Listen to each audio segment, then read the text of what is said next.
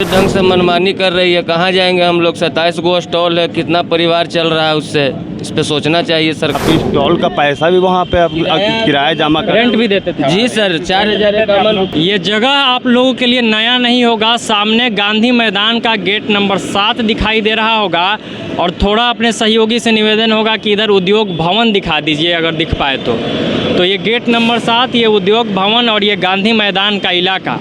और ये फेमस सिर्फ गांधी मैदान होने के वजह से नहीं है, ये फेमस है आसपास आपको दिख रहे हैं इन बुक स्टॉल्स की वजह से। पटना में जब विद्यार्थी आते हैं या विद्यार्थी जो पहले से रह रहे हैं उनके लिए किताब खरीदने का मतलब गांधी मैदान होता है। बोरिंग रोड चले जाइए या बाकी इलाकों में चले जाइए जहां स्टूडेंट्स रहते हैं, वहां किताबें बहुत महंगी है, वहां आपको 1% भी छूट नहीं मिलेगा, 1 रुपया भी कम नहीं मिलेगा।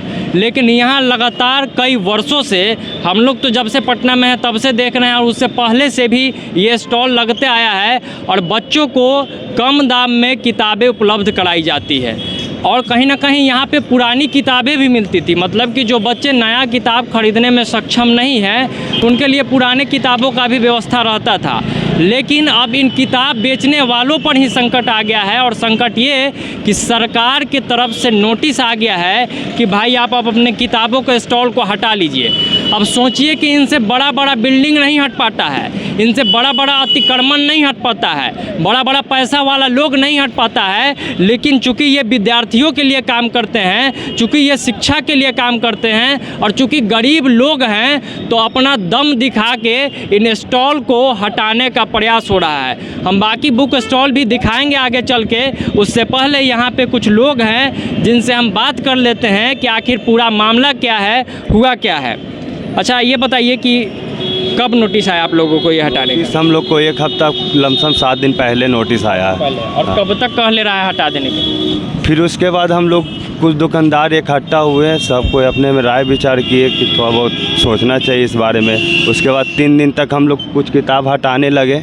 3 दिन के बाद फिर वहाँ से नोटिस आया कि 3 दिन के अंदर में आप लोग दुकान पूरा खाली कर दीजिए।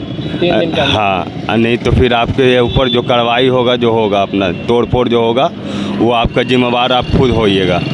अच्छा, कब से स्टॉल वगैरह यहाँ लग रहा है आप लोगों का? ये बहुत पहले से लग रहा है सर। पहले ज़मीन पे लगता था किताब, ठीक ना।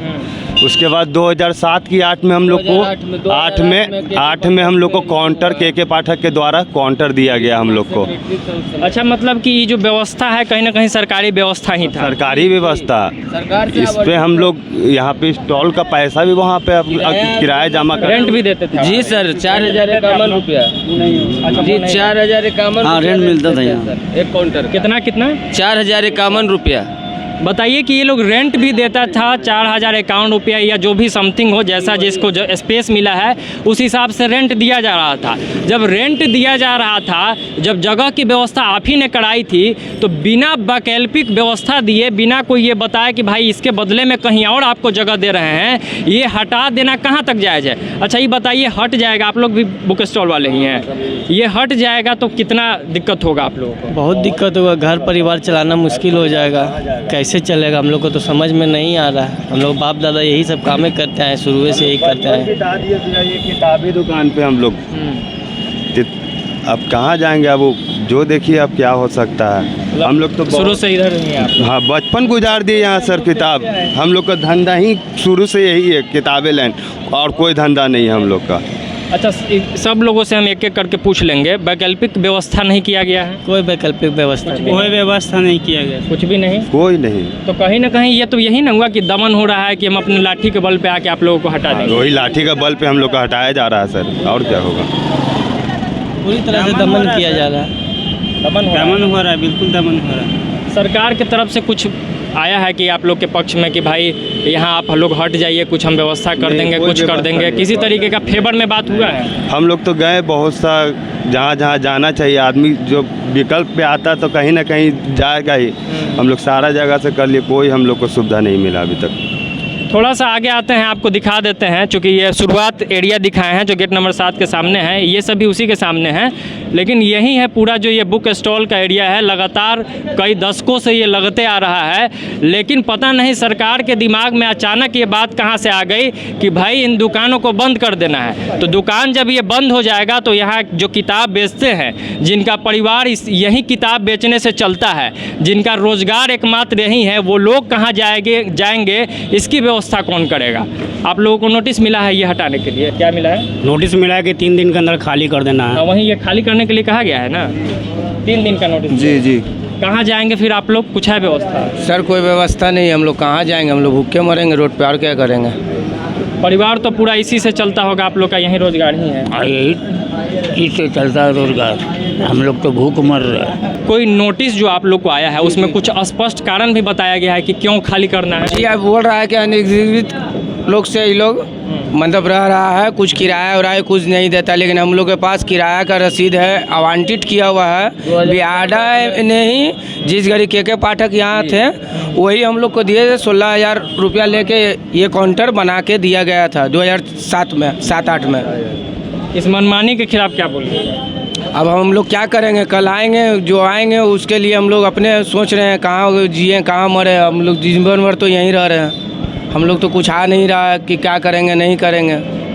क्या होगा मनमानी के खिलाफ? आंदोलन वगैरह भी करेंगे आप लोग? कुछ आंदोलन तो करना ही पड़ेगा, नहीं करेंगे तो इस सब पूरे ढंग से मनमानी कर रही है। कहाँ जाएंगे हम लोग? 27 गो स्टॉल है, कितना परिवार चल रहा है उससे?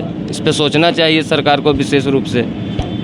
बिल्कुल सोचना चाहिए, चूँकि बहुत लोगों को रोज़गार है। स्टॉल मालिक तो हैं ही, मालिक के अलावा यहाँ जो लोग काम करते हैं वो भी कहीं ना कहीं इसी पर डिपेंड है, चूँकि वो बहुत दिनों से यहाँ काम कर रहे हैं। बताइए, स्थिति ऐसी हो जाएगी कि लोग भूखे मरने लगेंगे। सही बात है, इससे पहले कोरोना काल में क्या हाल हुआ था सबको पता है। लगभग 1.5-2 साल तो पूरा स्टॉल ऐसे ही बंद रहा। ऊपर से ये लोग रेंट भी इसका देते थे, रेंट देते थे ना जी? जी जी 4,051 पर रेट लगता हर महीना। जब रेंट देते थे तो कम से कम सरकार को ये चाहिए कि पहले प्रॉपर व्यवस्था कर दे, अगर किसी कारणवश ये हटाया जा रहा है, और उसके बाद इन लोगों को हटाया जाए। इस वीडियो के माध्यम से लोगों से भी निवेदन होगा कि इस वीडियो को ज़्यादा से ज़्यादा लोगों तक शेयर कीजिए। हम लोग भी कोशिश करेंगे कि जिम्मेवार अधिकारियों तक, सरकार के लोगों तक इस बात को पहुँचाया जाए कि पहले कुछ व्यवस्था की जाए, नहीं तो यहीं रहने दिया जाए। नहीं तो इन लोगों के साथ हम जैसे मीडिया कर्मी और बाकी जो भी अच्छे लोग हैं, पटना का जो विद्यार्थी वर्ग है जो कहीं ना कहीं यहाँ किताब लेने हमेशा से आते रहा है, वो ज़रूर इन लोगों के साथ खड़ा रहेगा। बहुत बहुत धन्यवाद।